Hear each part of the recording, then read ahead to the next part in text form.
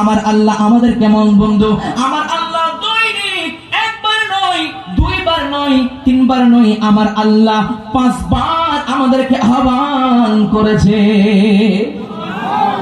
আমাদেরকে miss call দেয় নাই, আমাদেরকে ডাক দিয়েছেন। কিভাবে ডাক দিয়েছেন? পাঞ্চেগানে নামাজের আগে পাঞ্চেগানে নামাজ ফরজ করে দিয়েছেন, আর পাঞ্চেগানে নামাজ ফরজ করার আগে আমার আল্লাহ আমাদেরকে নামাজ আযানের মাধ্যমে আমাদেরকে ডাক দিচ্ছেন। কথা বলেন ঠিক কিনা? মুয়াজ্জিন যখন আযান দেয়, আল্লাহু আকবার, আল্লাহু আকবার, আল্লাহু আকবার,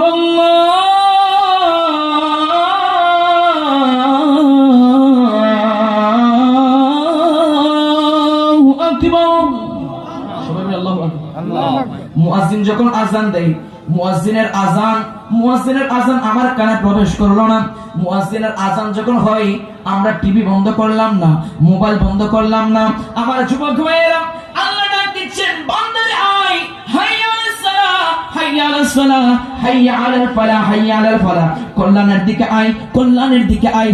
আল্লাহ একবার নয় 5 বার ডেকেছেন, কিন্তু আমরা মসজিদের দুয়ার পর্যন্ত গিয়েছি, মসজিদের ভিতরে যাই নাই, অথবা মসজিদের সামনে আমরা চলে যাচ্ছি।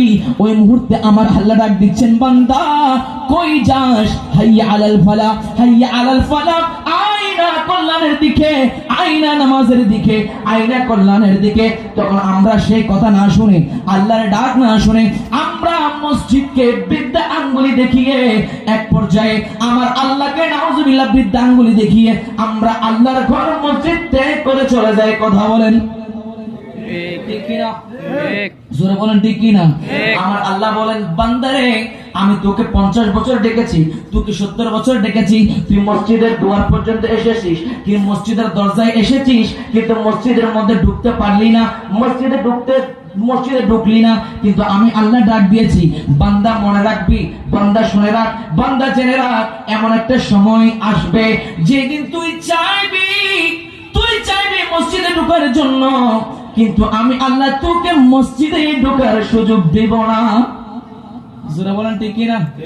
বান্দা তুই চাইবি সেদিন মসজিদে আসার জন্য, আজকে তো আমি ডাকছি, তোকে সেদিন আনা হবে, তোকে সেদিন আনা হবে, মসজিদে আনা হবে, তোকে মসজিদের মাঠের মধ্যে আনা হবে।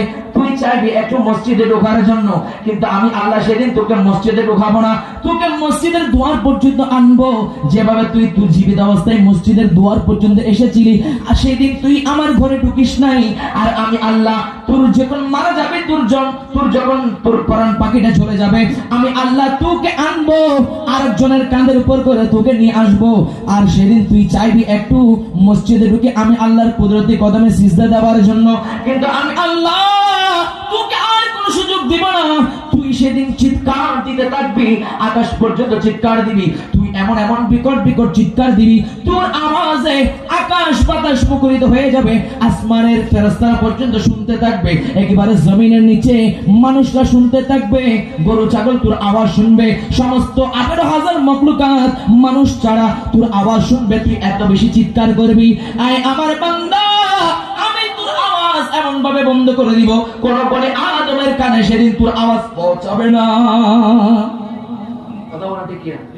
আমার যুবক ভাইরা, সময় এখনো আছে, আসেন আমরা কোন দিকে দৌড়াচ্ছি?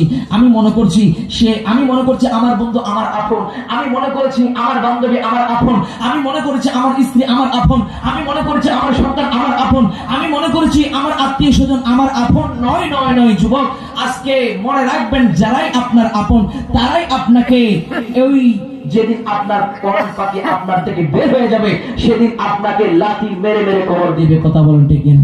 আমার যুবক ভাই এবার কথা বলেন ঠিক কিনা? সেজন্য এক চট্টগ্রামের এক কবি বড় চমৎকার ভাবে বলেছেন, আরে ওরি খবর দিব তোমারে, ওরি খবর দিব তোমারে, ও নাই রে ওরি খবর দিব,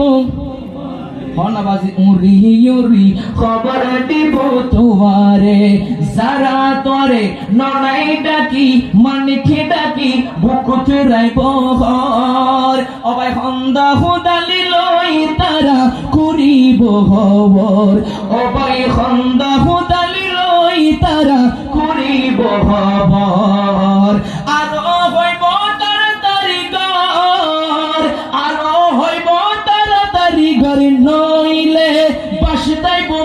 ভাসিয়ে রে, উড়ি উড়ি খবর দিব তোমারে, উড়ি উড়ি খবর দিব। ঠিক কিনা বাবারা? কথা কি সত্য কিনা? এখানে কি মিথ্যা কথা আছে? এগুলো বাস্তব ঘটবে, কথা বলেন ঠিক কিনা? কিন্তু আমরা এখান থেকে ইবরত নিতে পারি না, আমরা শিক্ষা নিতে পারি না। আল্লাহ পাক আমাদেরকে বোঝার তৌফিক দান করুন, সবাই বলে আমিন। আমরা বলে আজকে নামাজ পড়ি নাই, আগামীকাল পড়বো, আগামীকাল পড়বো, আজকে রাত্রে পড়ি নাই, সকালে পড়বো, আর সকাল কেটে গেছে ঘুমের ঘোরে, ফজরের নামাজ কাজা করেছি, আমি বলেছি যে আজকে ফজর পড়তে পারিনি, জুহুর পড়বো। এরকম আমরা বাহানা দিয়ে আমাদের হায়াতে জিন্দেগি 70, 50, 60, 70, 80 খতম করে দিয়েছি, কিন্তু নামাজ আর পড়া হলো না। কথা বলেন ঠিক কিনা? বলেন ঠিক কিনা? আমার যুবক ভাইরা সেজন্য আর কবি বড় চমৎকার ভাবে বলছেন, আরে কেমন করে ঘুমাও তুমি, কেমন করে ঘুমাও তুমি, ফজর করে কাজা, আর এমন তো হতে পারে জোহরে জানাজা, এমন তো হতে পারে জোহরে জানাজা। কথা বলেন ঠিক কিনা? আর জোরে বলেন ঠিক কিনা? শায়ের বলছেন, কেমন করে ঘুমাও তুমি, কেমন করে ঘুমাও তুমি, ফজর করে কাজা, এমন তো হতে পারে জোহরে জানাজা, এমন তো হতে পারে জোহরে জানাজা। আল্লাহুম্মা বুক পর্যন্ত নয়, আমার কবর মুর করতে হবে, আমার কবর গভীর করবা আমার মাথার উপরে। কেন দুনিয়ার মানুষ সবার কবর খনন করতে হয় কোমর পর্যন্ত, আপনাদের কবর কেন গভীর ভাবে খনন করব? আমার ইমাম আলা হযরত বলতে লাগলেন, গাজীউদ্দিন মিলাত ইমাম শেরে বাংলা বলতে লাগলেন, এই দুনিয়াবাসী তোমরা শুনো, আমি দুনিয়ার জমিনে থাকা অবস্থায় আমরা নবীকে দাঁড়িয়ে সালাম দিয়েছি, আমরা নবীকে দাঁড়িয়ে সালাম দিয়েছি। আর এই সালাতু সালাম দেওয়ার জন্য আমি অসংখ্য জায়গার মধ্যে আমার রক্ত জড়িয়েছি, আমার নবীর মিলাদ কিয়াম প্রতিষ্ঠা করার জন্য আমার রক্ত জড়িয়েছি। এই দুনিয়াবাসী শুনো, তোমরা আমি মারা গেলে আমার কবর তোমরা খনন করবে, গভীর করবে আমার মাথার উপরে।